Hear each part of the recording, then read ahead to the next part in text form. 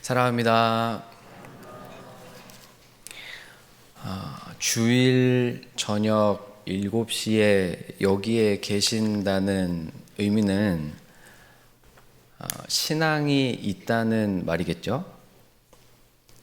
저와 여러분은 아마 분명히 신앙이 있을 겁니다. 예수님을 믿고 예수님을 사랑하는 게 저희에게 분명히 있는 거죠. 그렇게 신앙이 생기고 한 해, 두 해 시간이 갈수록 누구에게나 신앙생활을 한다면, 바르게 하고 있다면 누구에게나 찾아오는 갈망이 하나 있습니다. 그게 뭐냐면 내 신앙이 성장하기를 원하는 마음이죠. 그러니까 이 시간에 이 자리에 나와 오신 거잖아요. 이제 하나 질문이 있습니다. 어떻게 하면 신앙이 성장할까요? 이제 기초 단계는 다 지나갔다 생각하고 어느 정도 신앙생활 10년, 20년, 30년 했어요. 경험도 했어요. 청년 때 임원도 하고 회장도 하고 선교도 갔다 오고 특별한 일들도 좀 경험해보고 이제 어느 정도 했어요. 그래서 정체기가 온 것 같아요. 그때 어떻게 하면 신앙이 더 성장할 수 있을까요? 어떻게 하면 더 성숙할 수 있을까요? 하나님이 성경에서 가장 잘 쓰시는 방법 중에 하나, 초보자들한테 쓰시는 방법이 아니에요. 어느 정도 이렇게 된 성도들에게 하나님이 쓰신 방법은 고난을 주시는 겁니다. 그렇죠? 고난을 주세요. 그럼 이제 질문이 있습니다. 고난을 겪으면 다 신앙이 성장합니까? 명백하게 그렇지 않습니다. 그러면 경제적으로 가난을 겪으시는 분들의 신앙은 진짜 막 저기 하늘에 가 있어야 되잖아요. 몸이 아프시고 질병이 있으신 분들은 신앙이 막 이렇게 되셔야 돼요. 근데 그렇지는 않아요. 고난과 고통을 겪는다고 신앙이 다 성장하지는 않습니다. 오히려 고난을 오래 겪을수록 마음이 꺾이거나 진짜 가슴 아프게 정신적으로 병이 들거나 육신의 질병이 찾아오거나 이럴 때가 오히려 많아요. 고통을 통해서 신앙이 성장할 때도 있고 그렇지 못할 때도 있는데 어떻게 하면 하나님은 이 고난이라는 걸 통해서 한 사람의 신앙을, 예수를 사랑하고 예수를 믿는, 예수가 진실로 내 삶의 주인이고 예수가 원하는 것이 내가 가장 원하는 것이 되고 정말 예수가 왕으로 세우시는 그 그리스도의 나라에, 그 나라의 벽돌 하나 쌓는 것을 인생에 가장 기쁘게 여기는 자로 만들어 가시는가, 신앙을 어떻게 성숙해 가시는가, 고통을 통해서. 오늘은 그 이야기를 조금 나눠 보려고 합니다. 우선 욥기는 다 아시겠지만 고난을 당하죠. 엄청난 고난을 당합니다. 욥기는 42장까지 있는 굉장히 긴 성경인데 앞에 1장, 2장, 3장은 오프닝이에요. 1장과 2장은 하나님과 사탄이 주인공이고 3장에는 욥의 한탄이 나오고 4장부터는 욥의 새 친구와 욥이 이제 왔다 갔다 하면서 대답을 하는, 논쟁을 하는 게 이제 욥기의 구성입니다. 욥은 억울하게 고난을 당하는 게 맞아요. 왜냐하면 하나님이 사탄이 두 번째 찾아왔을 때 뭐라고 말하시냐면 네가 까닭없이 나를 충동하여 욥이 고난을 당했지만 이라고 하세요. 하나님이 사탄한테 네가 까닭없이 나를 충동하여, 그 2장 내용이거든요. 나를 충동하여 욥에게 고난을 허락했지만 욥을 봐라, 욥은 범죄하지 않았다 이러시거든요. 욥은 3장부터 차라리 죽었으면 좋겠다, 왜 나를 태어나게 했냐, 하나님이 진짜 살아있는 거냐, 온갖 저주를 퍼부어요. 그러면서도 중간중간에 하나님을 향한 소망을 다시 가지기도 하고 중간중간에 판결자를 찾기도 하고 중재자를 찾기도 하고 막 그러면서 이 친구들과의 대담을 통해서 이 욥기서가 흘러가기 시작합니다. 사랑하는 여러분, 욥은 억울하게 고난을 당한 게 맞는데 너무 지금 고난이 심하잖아요.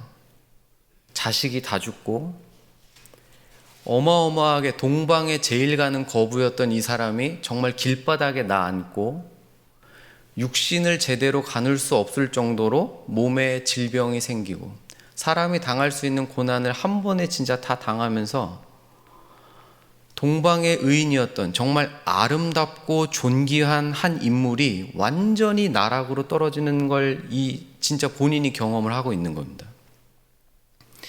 그래서 욥의 세 친구들도 의인이에요.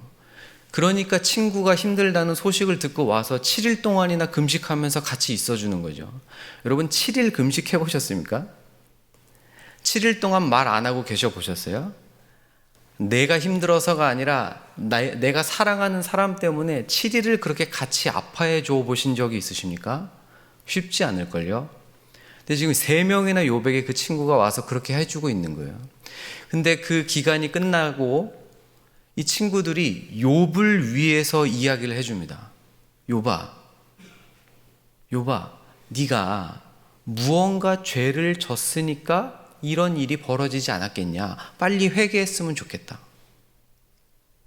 욥의 세 친구들이 욥을 사랑하지 않거나 이때다 하고 욥을 공격하기 위해서 욥에게 이런 말들을 하는 게 아니에요.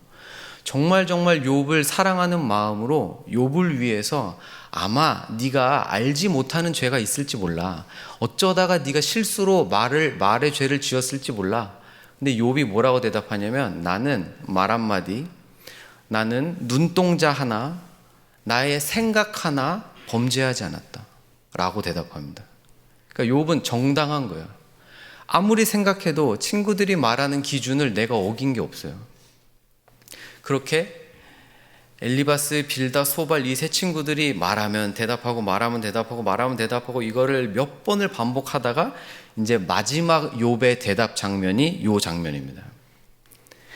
29장 1절을 보시면 욥이 풍자하여 이르되 나는 욥의 소망이 하나 있어요. 이렇게 고통을 당하면서 정말 괴롭고 고통을 당하면서 욥의 소망을 지금 하나 말하는데 그게 뭐냐면 2절에 나는 지난 세월과 하나님이 나를 보호하시던 때가 다시 오기를 원한다. 나는 지난 세월과 하나님이 나를 보호하시던 때가 다시 오기를 원하노라. 이게 욥의 소망이에요. 그 앞에 읽어보세요. 하나님 엄청 욕하거든요. 어떻게 이럴 수가 있냐고 막 원망을 퍼부어요. 그런데도 그 속마음 가장 깊은 곳에 욥이 원하고 있는 것은 뭡니까? 하나님과 다시 가까워지기를 소망하는 거예요. 왜 그러죠? 그냥 쉽게 얘기하면 배반을 당한 거죠. 하나님한테. 어떻게 이럴 수가 있어요? 하나님이 나한테. 욥이 그동안 행해왔던 의로운 일들을 생각하면 하나님은 이러시면 안 되는 거예요. 진짜로 그러시면 안 되거든요. 근데 하나님한테 발등을 찍히고 정말 등에서 칼이 꼽힌 그런 감정을 느끼면서 하나님을 그렇게 저주했는데도 불구하고 정말 그 가슴속 깊은 곳에 욥이 진정으로 원했던 거는 하나님과 다시 가까워지는 거예요. 왜 그럴까요? 욥이 하나님과 가까이 하는 삶을 살아봤기 때문에 그렇습니다. 이게 무슨 말인지 아시잖아요. 사랑하는 여러분, 성도는 반드시 하나님과 가까이 살아보는 경험이 있어야 합니다. 반드시 있으셔야 해요. 이 경험이 없으시면 저희는 이 세상을 이길 힘을 얻지 못해요. 하나님이 나의 환경과 여건이 어떻든 내 상황이 어떻든 그것과 상관없이 진짜 온 우주를 말로 지어대시는 그 창조주가 진짜 나랑 같이 있구나 이거를 경험을 해야 인생을 살아가면서 흔들 수 없는 믿음이라는 것을 소유하게 됩니다. 욥이 그걸 경험했기 때문에 당장 내 삶에 막 피부가 막 간지럽고 아프고 미칠 것 같은 그 고통 속에서 모두가 나를 배반하고 와이프도 나를 버린 것 같고 자식들은 다 죽었고 가지고 쌓아놨던 모든 게 다 흩어져 버려도 그래서 하나님을 그냥 정신이 나갔을 때는 욕밖에 안 나오는데 그래도 다시 제정신 차리면 하나님과 가까이 하고 싶은 거예요. 이게 이제 하나님 믿으신 지 얼마 안 되시는 분들한테는 할 수 없는 설교. 그게 3절에 욥이 어떻게 표현하냐면 그때에 하나님과 가까이 있었던 때, 그때에 그의 등불이 내 머리에 빛이었고 내가 그의 빛을 힘입어 암흑에서도 걸어 다녔느니라.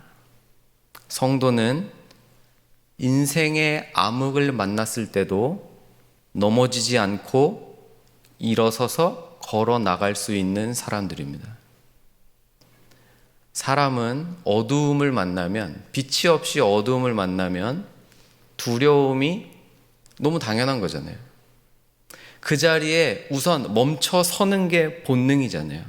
그게 자연스럽고 당연한 건데 성도는 그렇지 않고 암흑 속에서도 걸어 나간다는 거예요.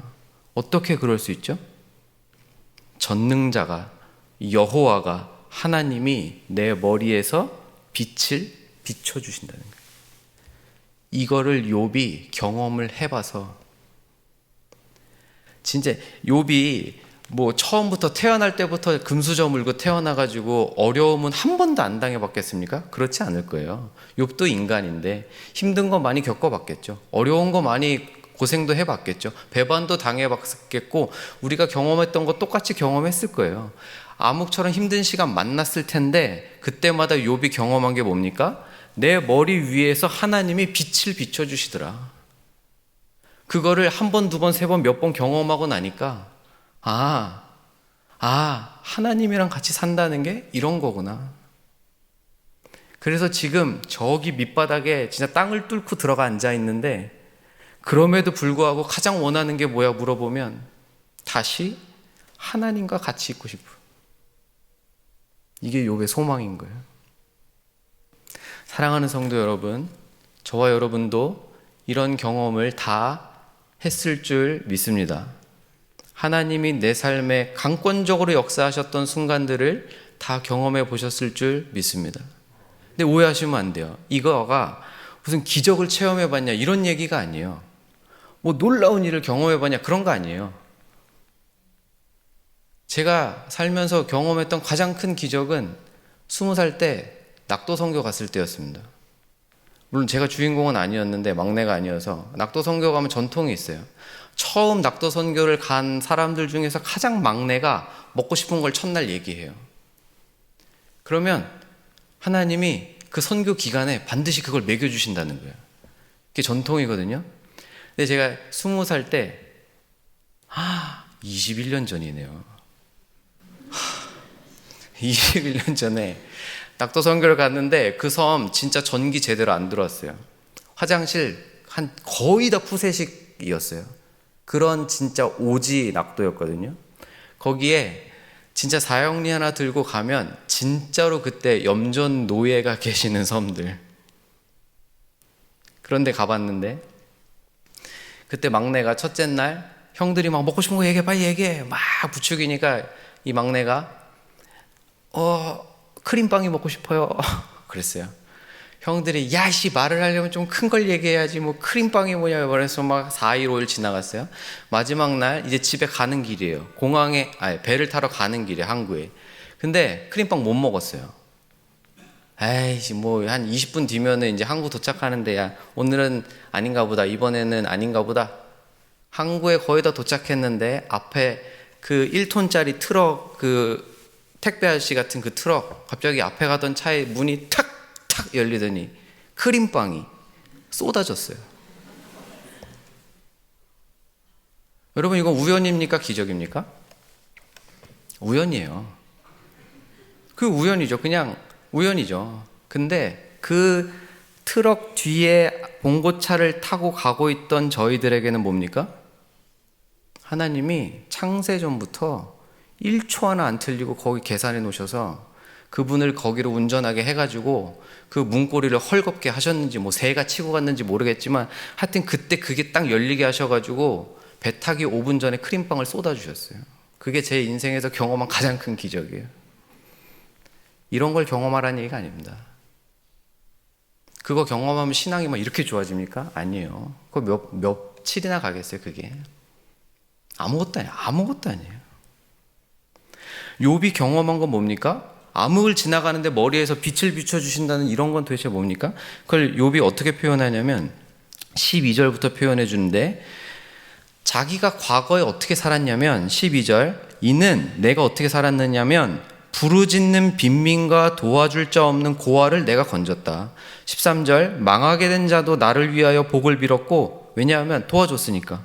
과부의 마음이 나로 말미암아 기뻐 노래했다. 왜? 과부 도와줬으니까.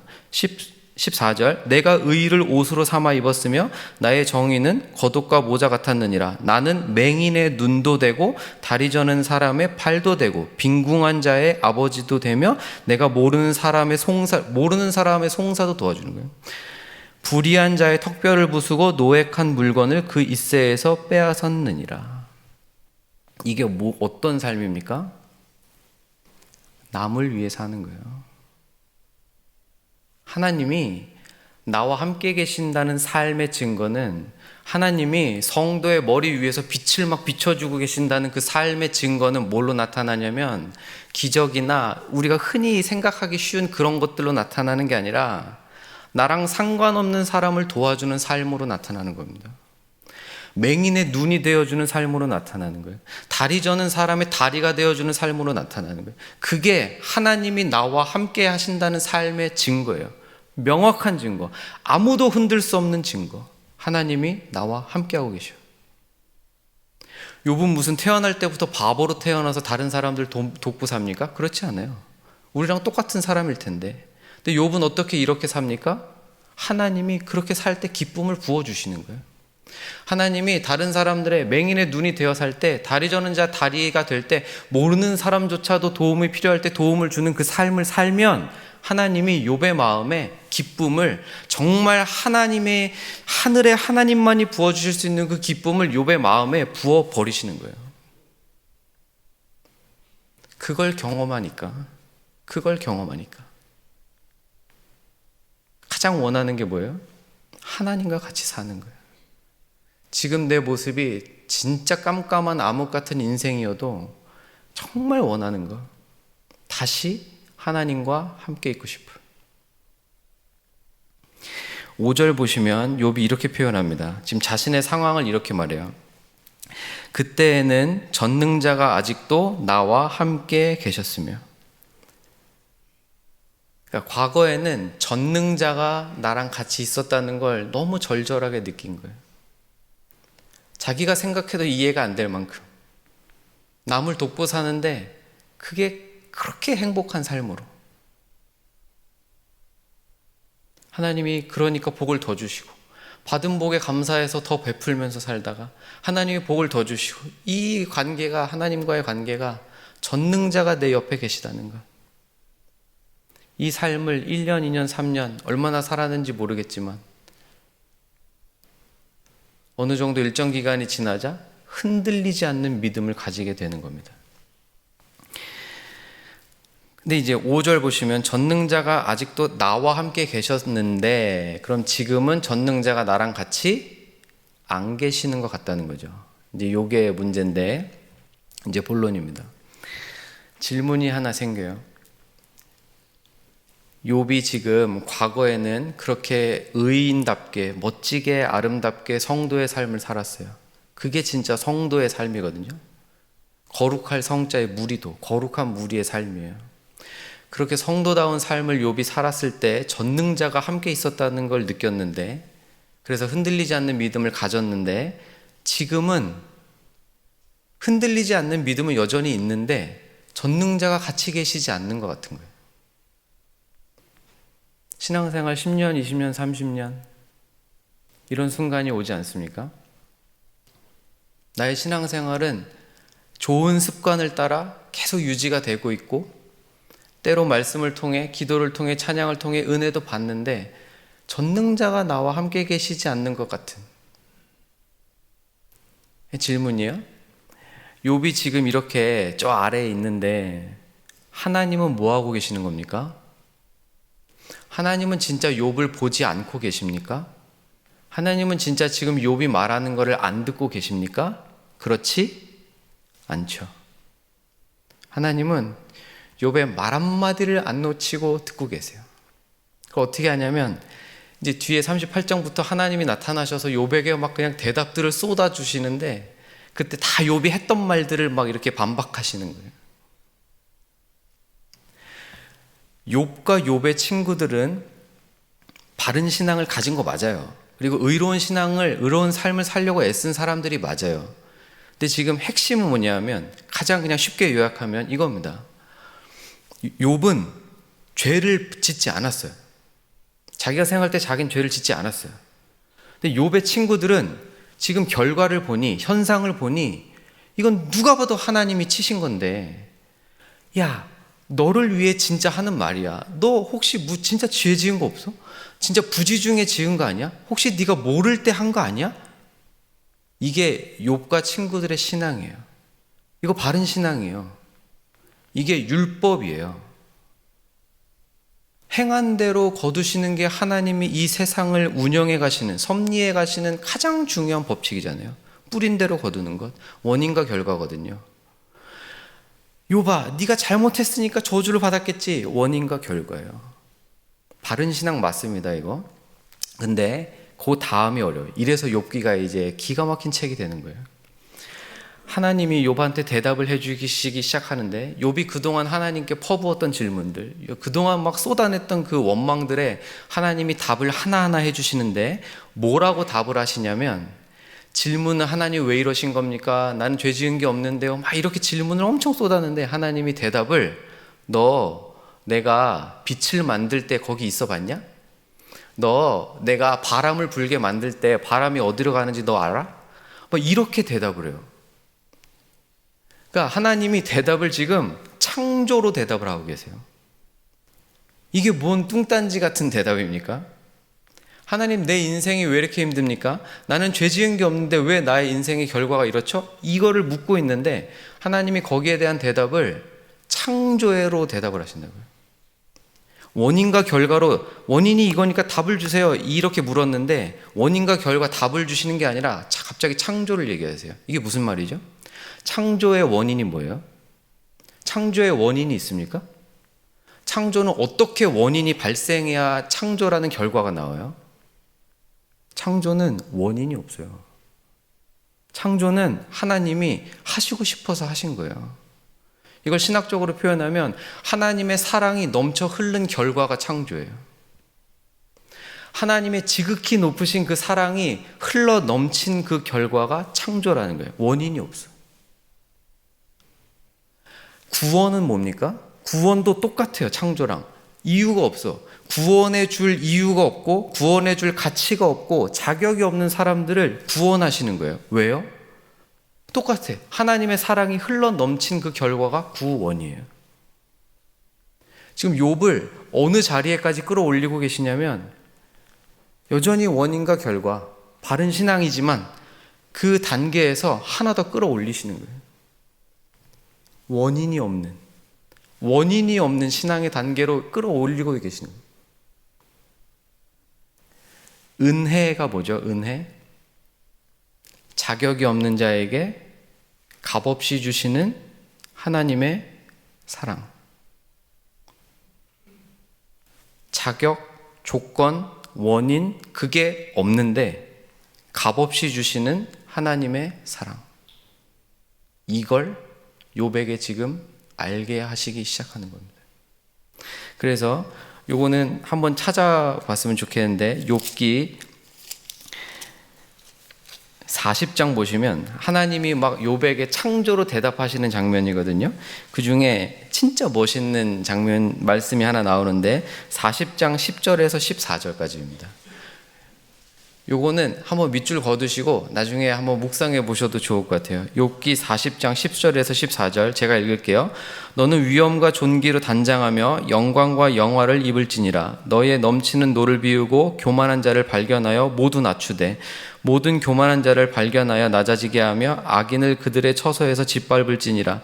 그들은 함께 진토에 묻고 그들의 얼굴을 싸서 은밀한 곳에 둘지니라. 그리하면 내 오른손이 너를 구원할 수 있다고 내가 인정하리라.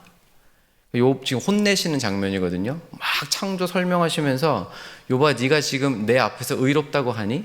나 하나님 앞에서 너가 지금 의롭다고 하는 거야? 네가 만약에 10절부터 14절을 할 수 있으면 네가 구원자라고 내가 인정해 줄게, 이런 거거든요. 10절부터 14절을 보세요. 이거 할 수 있는 사람이 있습니까? 없습니까? 없습니다. 근데 이거 할 수 있는 사람이 있습니다. 누굽니까? 우리 주 예수 그리스도세요.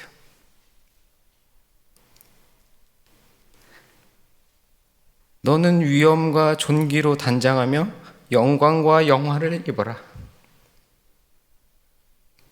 욥은 자신의 삶이 의롭다고 항변했지만 하나님이 보실 때는 원인과 결과 그 수준에서는 의롭게 열심히 최선을 다해 산 거 맞는데 그 윗단계까지 올려놓으면 안 되는 거예요. 욥도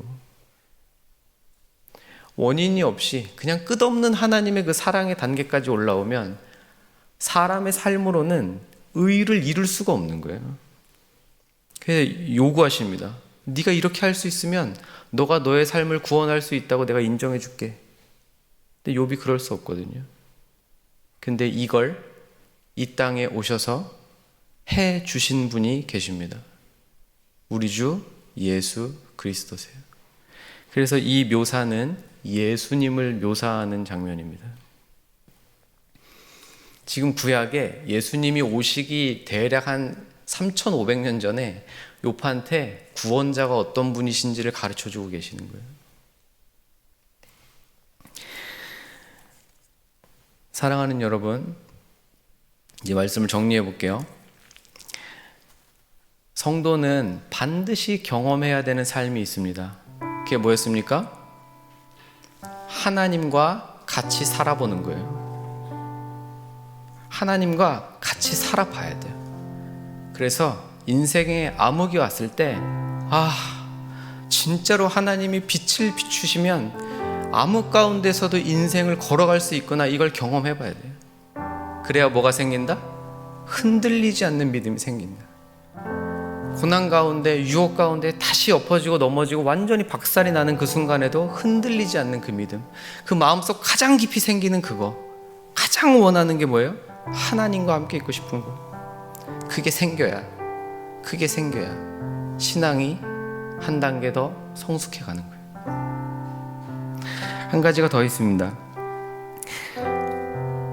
그렇게 10년, 20년, 30년 인생을 살다가 그래도 그걸 경험했는데도 불구하고 가끔은 전능자께서 우리와 같이 계시지 않는 것 같은 때도 와요. 안 그랬으면 좋겠는데 신앙생활 40년, 50년 하다 보니 가끔은 전능자가, 하나님이 나와 같이 계시지 않는 것 같을 때도 옵니다. 맞습니다. 그러나 그때 이 말씀이 생각나셨으면 좋겠어요. 하나님이 안 듣고 계신다? 아니에요. 다 듣고 계세요. 다 듣고 계셔서 그 인생의 반복되는 밤과 같은 시간들을 통해, 진짜 힘든 그 시간들을 통해 하나님이 우리를 하나 더 위로, 원인과 결과에서 다 남들이 지적해대는 네가 그랬으니까 알고밖에 안 되지, 네가 그랬으니까 이렇게 되는 거 아니야, 이 단계 넘어서는 거, 자격이 없지만, 조건을 못 갖췄지만 하나님이 부으시는 그 사랑처럼 그렇게 살게 해주시려고. 사랑할 가치가 없는 사람인데 사랑을 안 할 수가 없어서 호세아가 음녀와 결혼했는데 그런 자기를 버리고 다시 가버린 그 음녀 아내를 또다시 가서 데려오는 그 사랑처럼 원인과 결과를 넘어버리는, 자격이 없지만 무한하게 부어주시는 그 하나님의 그 자리까지 올라오라고 저희에게 잠깐의 인생의 밤을 허락하시는 줄 믿습니다. 욥기에 멋진 표현들이 너무 많아요. 하나님이 누구시냐? 밤중에 노래를 가르치시는 분이다.